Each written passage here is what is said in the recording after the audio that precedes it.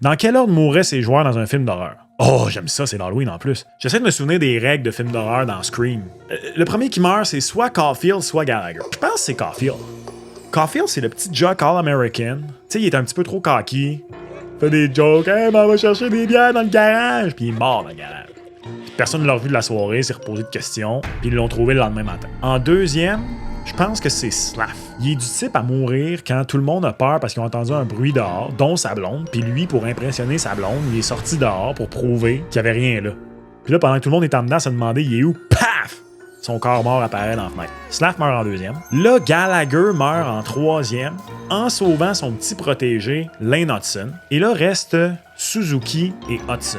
Et Suzuki meurt en dernier. Pourquoi? C'est le personnage principal. En fait, Suzuki meurt pas. C'est le personnage principal. C'est Jamie Lee Curtis. C'est Sidney dans Scream. C'est qui tu veux. Il survit. Et Lane Hudson meurt en dernier. Hudson est la dernière, toute dernière victime au moment où on pense qu'il va survivre parce qu'il est rapide, il est bon, il est sensationnel. Non. Il a permis à Nick Suzuki, le personnage principal, de s'enfuir, d'élucider le mystère, tout ce que tu veux. Et Lane Hudson meurt en dernier. Et Nick Suzuki, lui, meurt pas pantoute.